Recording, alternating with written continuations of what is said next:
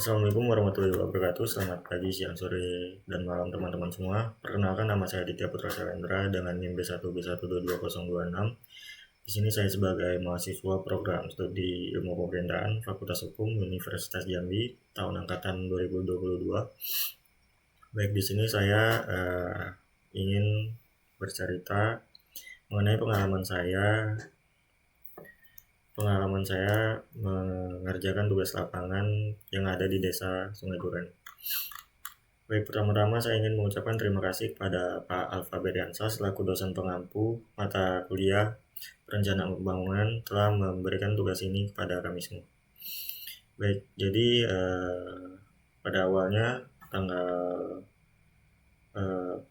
Pak Alfa Beriansa ini memberikan tugas kepada kami semua mahasiswanya untuk menganalisis perencanaan pembangunan di desa-desa yang ada di Provinsi Jambi. Jadi dibagilah beberapa kelompok yang ditentukan oleh mahasiswanya sendiri, bebas untuk memilih temannya untuk sekelompok atau tidak. Jadi saya dan teman saya yaitu Gary, Imam, Aldi, saya dan Akbar Rizky Utama sepakat untuk memilih Desa Sungai Duren sebagai bahan penelitian kami untuk menganalisis perencanaan pembangunan di desa tersebut. Jadi kami semua telah sepakat untuk memilih Desa Sungai Duren itu sebagai desa untuk mengerjakan tugas ini. Jadi kami pun pada hari berikutnya kami pun menyusun rencana untuk kapan untuk turun ke desa tersebut, terus juga menyiapkan beberapa pertanyaan, serta kami juga sedikit meriset tentang profil desa dan sejarah desa tersebut. Pada akhirnya tanggal 13 Mei, tepatnya pada hari Senin, kami pun udah sepakat untuk pergi ke desa tersebut. Pagi-pagi itu kami menentukan titik kumpul yaitu di SC IPEM, SC yang berada di Prodi Ilmu Pemerintahan pada jam 7, terus menunggu anggota lain untuk datang. Selepasnya datang semua, kami pun pergi bersama-sama ke Desa Sungai Duren tersebut. Di perjalanan itu memakan waktu sekitar 30 menit lebih. Kami pun sangat menikmati perjalanan ke Desa Sungai Duren tersebut karena akses jalan ke desa tersebut cukup lumayan baik, tidak terlalu buruk.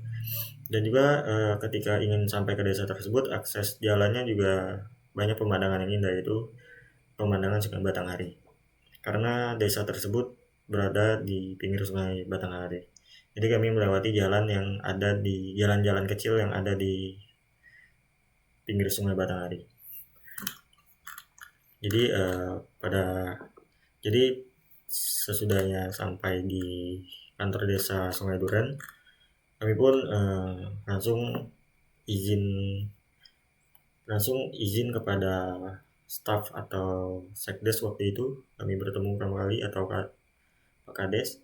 Kami mengajukan surat permohonan untuk menganalisis perencanaan pembangunan yang ada di Sungai Duren tersebut. Jadi akhirnya pihak kantor desa Sungai Duren pun menyetujui surat izin dan permohonan kami. Selepas itu kami langsung diarahkan Pak Kades yaitu Dato Zaini untuk bertanya langsung kepada sekdes yang lebih mengetahui tentang perencanaan pembangunan ini, pembangunan yang ada di Desa Sungai Duren. Jadi selepasnya kami diarahkan ke Pak Sekdes yaitu Pak Sulaiman. Pak Sulaiman pun menyambut baik kedatangan kami, dan juga Bapak itu sangat welcome terhadap kami gitu. Beliau juga menjawab semua pertanyaan yang kami ajukan. Beliau juga bersikap ramah dan cukup membuat kami merasa dihormati lah di sana. Selepas kami menanyakan beberapa pertanyaan, kami juga melihat survei langsung atau melihat potensi-potensi dan kekurangan yang ada di desa tersebut berdasarkan apa yang dikatakan oleh Pak Sulaiman itu selaku sekdes. Jadi saya ingin sedikit membahas profil desa atau sejarah desa Sungai Duren ini. Jadi sebelum menjadi desa definitif, desa Sungai Duren ini adalah salah satu desa yang tergabung dalam marga Mestong, dipimpin oleh seorang yang bergelar Parsira bernama Sulaiman Kuris. Pada tahun 1940, Sungai Duren dipimpin oleh seorang penghulu hingga tahun 1970, dan diperkirakan kisaran tahun 1982 sampai 1983 Sungai Duren telah resmi menjadi desa. Jadi secara geografis, desa Sungai Duren ini terletak di Kabupaten Muaro Jambi, Kecamatan Jambi Luar Kota, dengan luas wilayah kurang lebih 814 hektar kilometer persegi. Berada di posisi lintang selatan sampai dengan bujur timur dengan ketinggian 13 dpl di atas permukaan laut. Jadi lanjut kepada kondisi demografi atau komposisi penduduk desa Sungai Duren secara keseluruhan. Jadi data ini kami dapat dari Pak Sekdes, yaitu Pak Sulaiman. Jadi Pak Sulaiman mengatakan bahwa di Sungai Duren itu memiliki 822 kartu keluarga. Terus juga jumlah seluruh penduduk desa Sungai Duren itu ada 3.031 jiwa yang terbagi atas 1.554 orang laki-laki dan 1.477 orang perempuan. Jadi kepadatan penduduk itu pun mengenai keterangan Pak Sulaiman waktu itu 236 jiwa kilometer persegi. Jadi usia penduduk desa Sungai Duren itu didominasi oleh usia produktif, yaitu usia 15 sampai 64 tahun dengan persentase 62%. Sedangkan kelompok usia anak-anak yaitu 0 sampai 14 tahun itu dan lansia seperti 65 tahun ke atas masing-masing memiliki persentase 31,5% dan 6,5%. Selanjutnya Pak Sulaiman juga menyatakan bahwa suku mayoritas penduduk desa Sungai Duren itu berasal dari suku Melayu, yang merupakan suku asli Jambi. Selain itu terdapat juga beberapa penduduk dari suku lain seperti Batak, Jawa, dan Minang. Dan juga penduduk desa Sungai Duren ini juga menggunakan bahasa, yaitu bahasa Indonesia dan bahasa daerah seperti bahasa Jawa dan Jambi. Mayoritas penduduk Sungai Duren ini beragama Islam dengan jumlah 2.997 orang dan sisanya beragama Kristen. Jadi kesejahteraan dan pemerataan ekonomi yang terdapat pada desa Sungai Duren ini terbagi atas seperti luas wilayah pertanian sawah yaitu sekitar 70 hektar, pertanian kebun jagung sekitar 20 hektar, palawija ada 5 hektar, coklat 5 hektar, sawit 25 hektar, karet 50 hektar, kelapa 1 hektar, singkong 1 hektar. Selanjutnya ada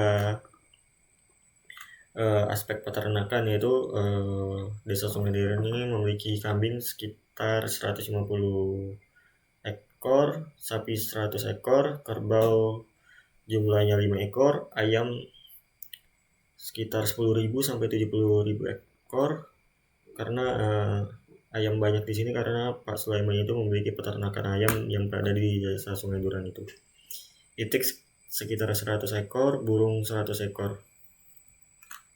Karena di desa Sungai Duren ini berada di pinggir Sungai Batanghari, jadi para warga atau orang desa setempat memiliki keramba-keramba ikan yang dikelola oleh keramba ikan KJA, yaitu 50 orang, kolam ikan 20 orang, dan pembibitan 3 orang.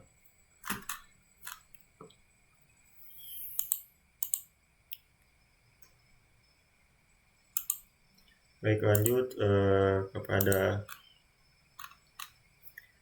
penyusunan laporan, penyusunan artikel. Kami pun bekerja kelompok dengan anggota kelompok yang lain. Kami sama-sama bekerja untuk menyelesaikan artikel itu demi menyelesaikan tugas yang diberikan Pak Alfa. Jadi selepasnya dari desa tersebut, kami pun mungkin memfoto keramba-keramba ikan yang berada di pinggir sungai, melihat memoto fasilitas-fasilitas pelayanan publik seperti SD, TK dan lain sebagainya. Kemudian kami pun langsung kembali lagi ke kampus karena ada kelas. Jadi sekian pengalaman yang saya miliki ketika saya menyelesaikan tugas lapangan di Desa Sungai Duren. Menurut saya itu merupakan pengalaman yang luar biasa, sangat seru dan sangat tidak membosankan karena seperti kebanyakan mata kuliah yang lain, sangat jarang sekali tugas-tugas lapangan ini diterapkan di semester-semester bawah. Jadi kami pun juga baru mendapatkan tugas-tugas lapangan seperti ini sekitar semester 3 atau 4 ini. Kami juga dapat mengembangkan potensi-potensi diri kami yang ada yang mungkin tidak keluar ketika di dalam kelas. Baik, sekian dari saya. Semoga cerita yang saya ceritakan ini dapat bermanfaat bagi teman-teman semua. Saya akhiri. Wassalamualaikum warahmatullahi wabarakatuh.